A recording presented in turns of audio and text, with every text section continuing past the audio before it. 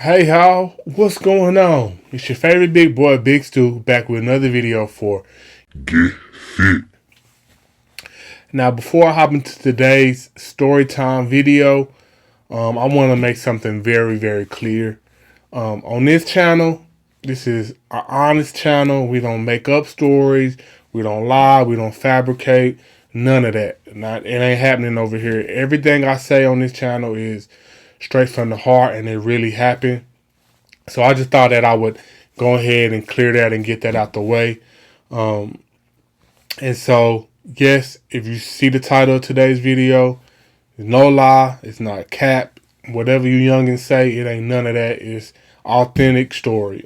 So this video in this story time is about the time my mom almost stabbed my dad in the neck.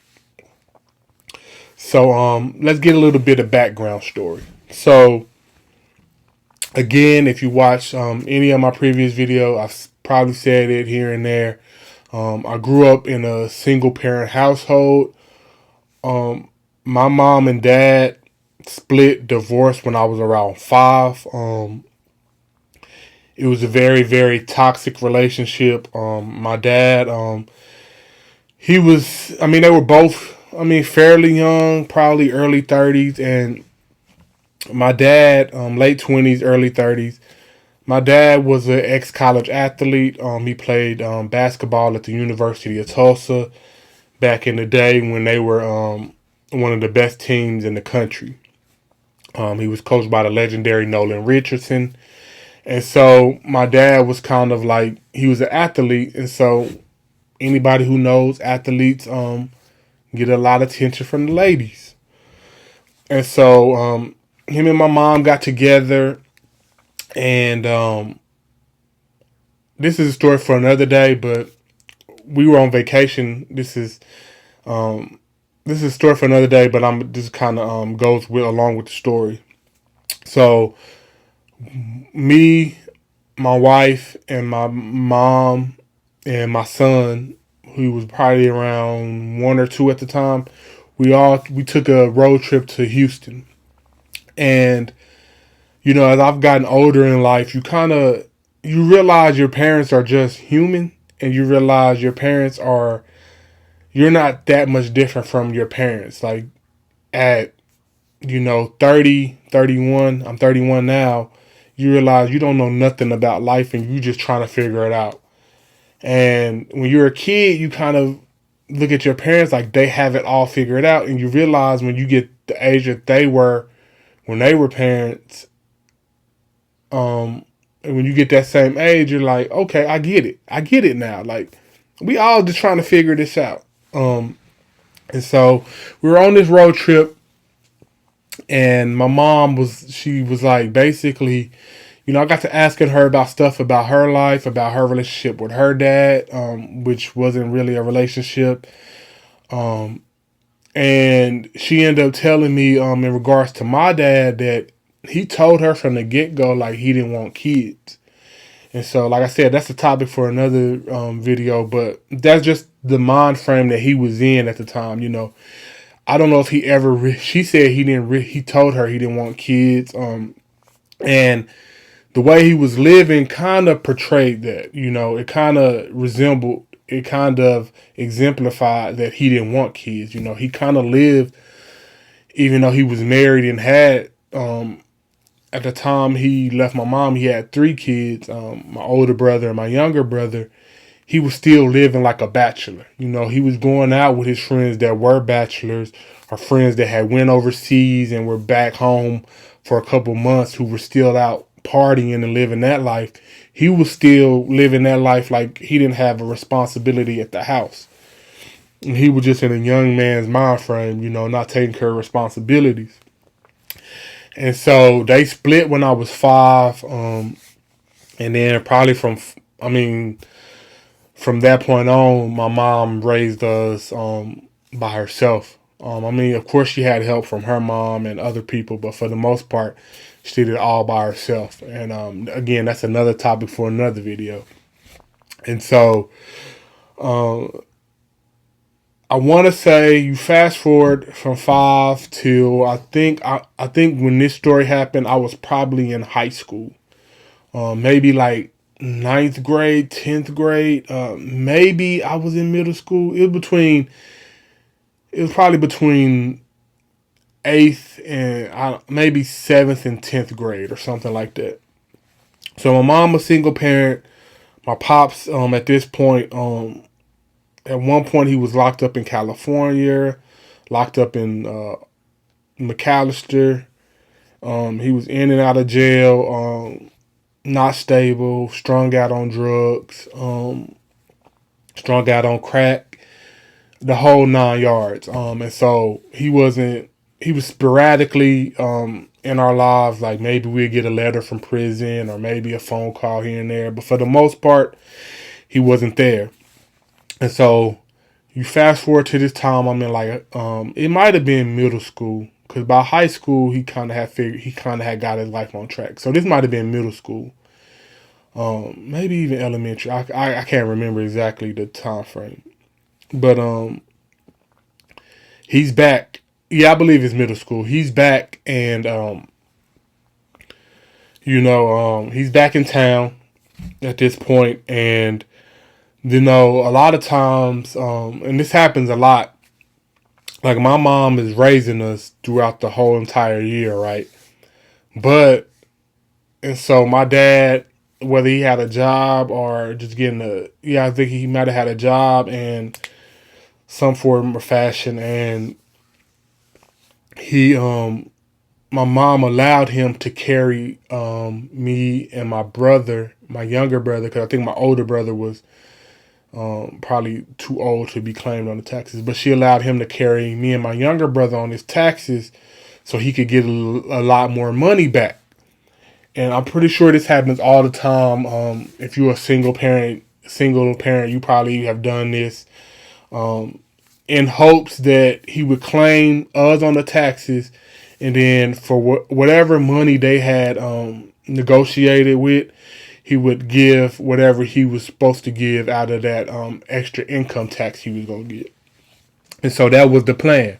I'm going to let you carry it. My mom was like, I'm going to let you carry the boys on the taxes, but we agree upon this amount that you're going to give me to help take care of them and pay my bills and stuff.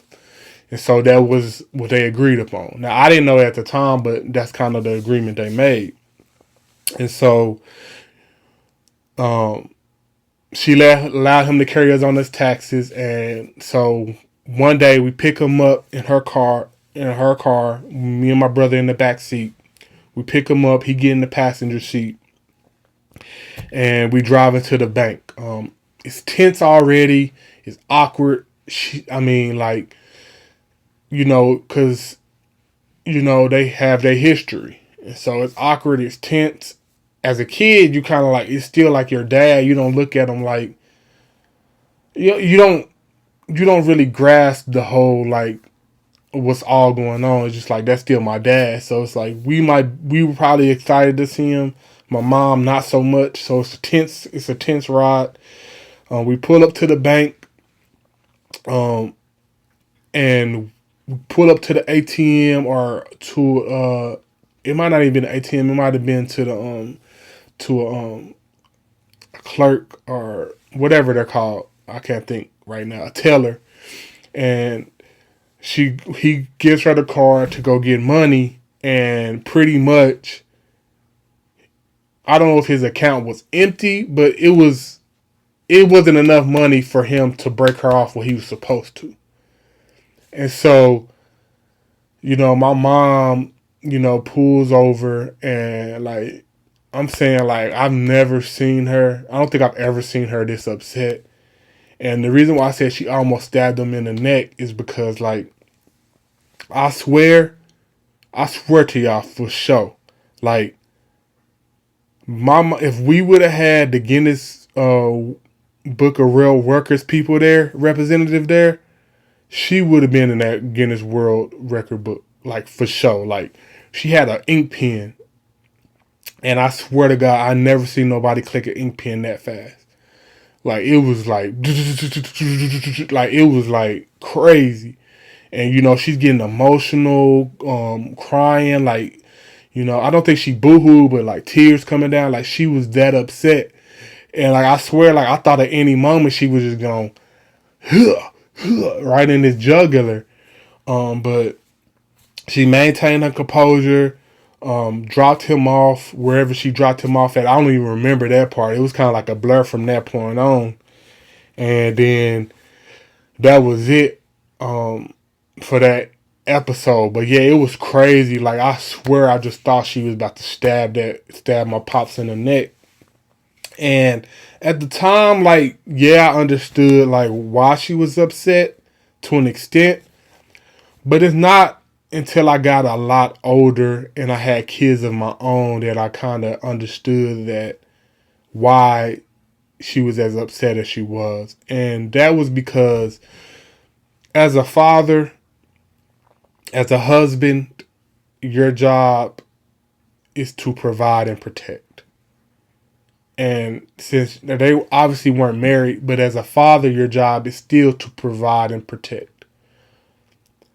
The last thing that you should ever do is do anything that could potentially take food and shelter out of your kid's mouth.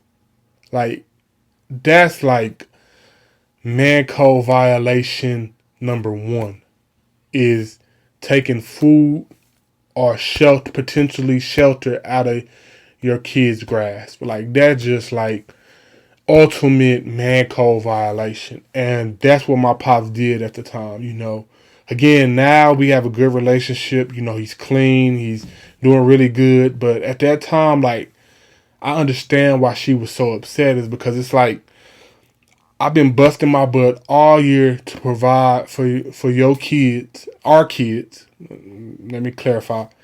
I don't ask you for nothing. Like, my mama could have easily put my dad on papers, could have easily had him paying child support, but she wasn't even on that type of time.